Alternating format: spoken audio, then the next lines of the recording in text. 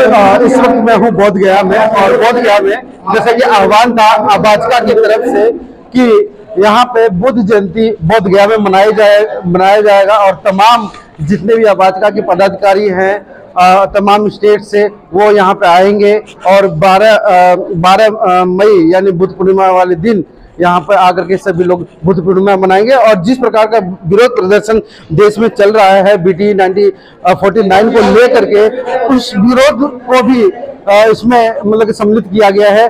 उस कानून को रद्द होना चाहिए, उसके लिए भी आवाज का यहाँ पे कोई न कोई ऐसे जो विषय है, जो बुद्ध पूर्णिमा महोत्सव और बौद्ध विरासत का बौद्धों द्वारा संरक्षण, तो ये विषय काफी महत्वपूर्ण विषय है। इस पे ये चर्चाएं होगी, और जैसे कि आप सीधे मैं तस्वीरों के माध्यम से मैं दिखा देना चाहता हूँ, जो दीप प्रज्वलित कर जो मुसाफिर जी हैं, इस कार्यक्रम का आरंभ किया जाएगा। और उद्घाटक के रूप में भंते चंद्रमुनि जी, और मुख्य अतिथि श्रद्धेय डॉक्टर P कनौजिया जी, और मुख्य वक्ता श्रद्धेय बुद्ध मुसाफिर जी, और विशिष्ट वक्ता श्रद्धेय कविंद्र सिंह जी हैं, और जिनकी अध्यक्षता में होगा वो राम लखन बौद्ध जी हैं। और अभी तथागत बुद्ध और बाबा साहब के ऊपर पुष्प और माला अर्पण कर इस कार्यक्रम को आगे बढ़ाया जाएगा। और क्योंकि जिस प्रकार से जो समय है निर्धारित किया गया है वो 10 बजे से लेकर के शाम 5 बजे तक है, और धम्म यात्रा है 5 बजे से 7 बजे तक, और धम्म यात्रा यहाँ से लेकर के बोध गया टेम्पल तक ये धम्म यात्रा निकाली जाएगी, और जितने भी भाजपा के पदाधिकारी हैं इस धम्म यात्रा में होंगे। हाँ, और बारी बारी से जितने भी पदाधिकारी हैं वो पुष्प माला फूल अर्पण कर रहे हैं। और आप पीछे देख सकते हैं काफी बड़ा हॉल है, और लगभग सैकड़ों लोग बैठ सकते हैं, और साथ में एक मंच और लगा हुआ है, और उस मंच पे सांस्कृतिक कार्यक्रम होगा। ये जो कार्यक्रम है एक शोभा है भाजपा का, जो कि इस कार्यक्रम के माध्यम से ही पहले ये कार्यक्रम होता है, और इस कार्यक्रम के माध्यम से भाजपा का जो कार्यक्रम है वो शुरुआत की जाती है। और ये जो कलाकार हैं वो अपने साज-बाज के साथ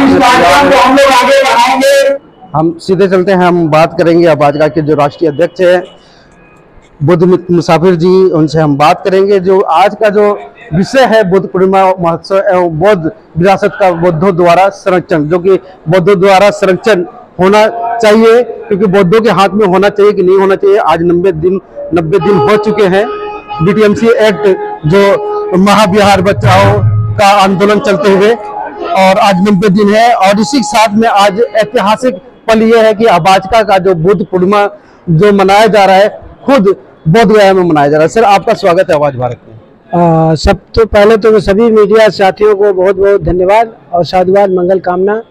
त्रिविध पावनी बुद्ध पूर्णिमा के अवसर पर आप सभी का मंगल कामना। पूरे देशवासियों को इस बुद्ध की धरती ज्ञान भूमि से बहुत बहुत मंगल कामनाएं। जैसा कि सभी भारतवर्ष के लोगों को पता है कि जो बोध गया टेम्पल एक्ट जो 1949 में बना, जिसे BT एक्ट कहते हैं 1949, और उसके माध्यम में यह व्यवस्था दी गई कि जो बोध गया टेम्पल मैनेजमेंट कमेटी बनेगी उसके तहत उसमें DM पदेन अध्यक्ष होंगे, और 4 जो हिंदू होंगे, 4 जो है कि बुद्धिस्ट होंगे। उसको लेकर के पूरे देश के अंदर जो माहौल बना हुआ है कि इस देश में हर धर्म के अनुयायियों को उनके जो धार्मिक स्थल है उसको संरक्षित करने के लिए जो कमेटी बनाई जाती है उसमें केवल उसी धर्म के धर्मावलंबी रहते हैं। लेकिन BT एक्ट 1949 जब बना उसके तहत जो केवल बौद्धिस्टों को न दे करके उसमें 4 हिंदू को सम्मिलित किया गया, जिसके विरोध में यूँ कहे BT एक्ट को निरस्त करने के संदर्भ में आज ज्ञान भूमि बोध गया में बुद्ध महोत्सव, बुद्ध पूर्णिमा महोत्सव का आयोजन किया गया है। साथ में ही धम्म यात्रा यहाँ से सुजाता बाईपास से धरना स्थल और धरना स्थल से आपके मेन टेम्पल महाबोधि महाविहार टेम्पल जाएगा।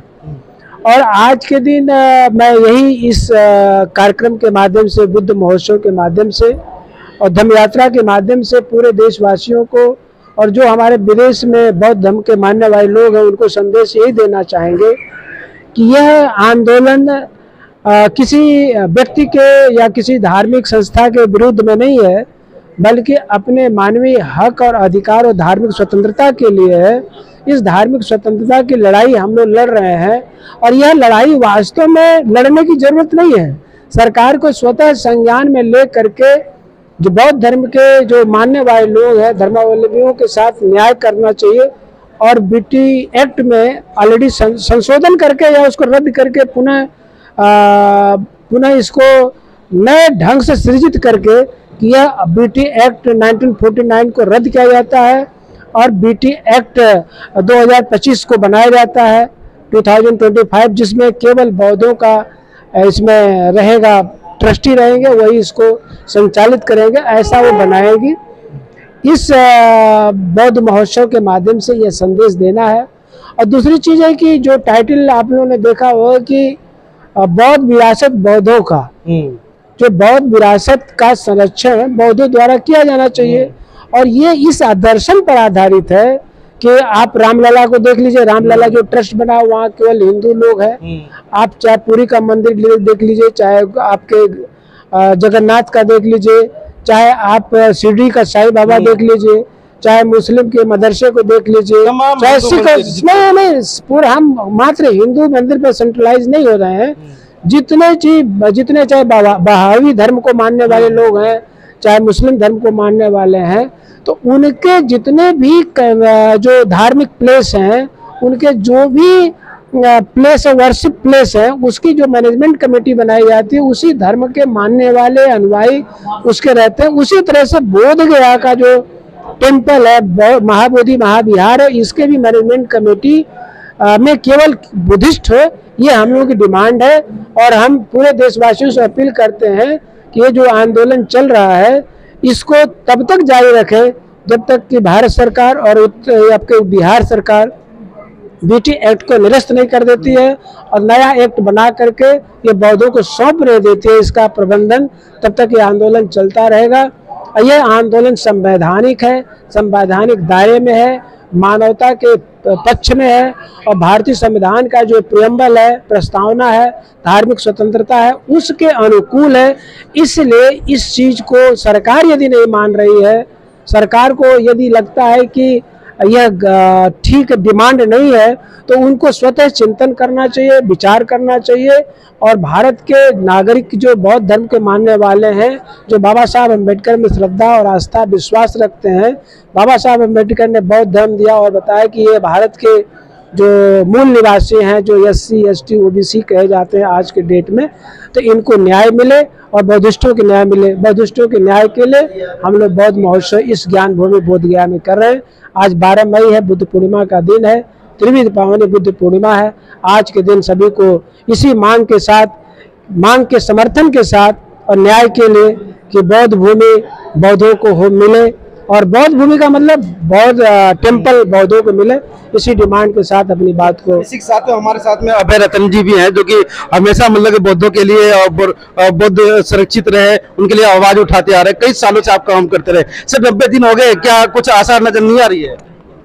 ये धरना 12 फरवरी को शुरू हुआ।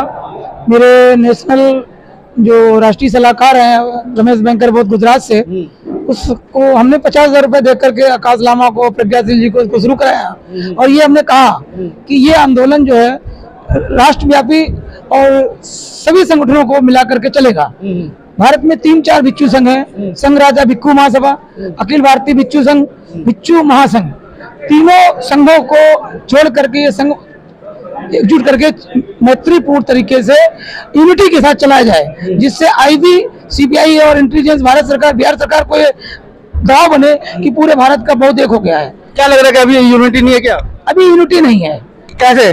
ये मैंने 29 मार्च को बाबा साहब के गुरु भाई बंते ज्ञानेश्वर महाथेरा और बंते महेंद्रा जो बसंत बुद्ध विहार के भिक्खु इंचार्ज है कुशीनगर में, उनके डायरेक्शन पर इंटरनेशनल बुद्धिस्ट काउंसिल के एक्स प्रेसिडेंट बंते चंद्रमणि महाथेरा जी, जो इस हम संसद इस बिल्डिंग के चेयरपर्सन भी है, उनकी अध्यक्षता में 29 मार्च को मीटिंग बुलाई और मेरे द्वारा सब मैनेज किया गया।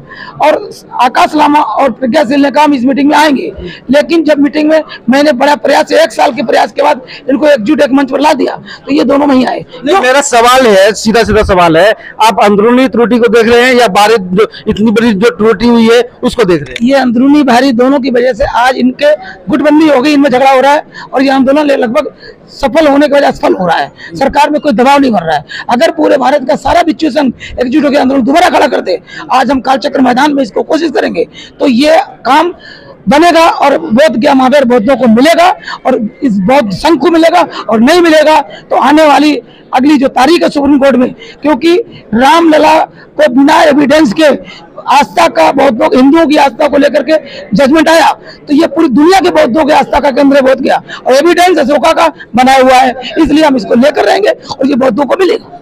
चलिए, बहुत बड़े खुलासे के साथ में है कि जो अभी तक जो मांगे पूरी नहीं हुई है, जो अभय रतन जी ने बताया है, कहीं ना कहीं ये त्रुटियां है संगठन में, वो बिखर चुकी है, मगर ये अनिश्चितकालीन ये धरना प्रदर्शन है वो चलता रहेगा। यहाँ से बड़ी खबर निकल के आ रही है कि अभी तक जो मांगे हैं 90 दिन पूरे हो चुके हैं, मगर अभी तक मांगे पूरी नहीं हुई है। मैं संतोष कुमार अम्बेश, आवाज भारत, आप बने रहे हैं आवाज भारत से, और जो आबाजका की जो कार्यक्रम है आप लाइव आवाज भारत पे भी देख सकते हैं। धन्यवाद। आप इस वीडियो के बारे में अपनी राय अवश्य दें तथा वीडियो को लाइक, शेयर और कमेंट्स साथ साथ चैनल को सब्सक्राइब करना न भूलें। धन्यवाद।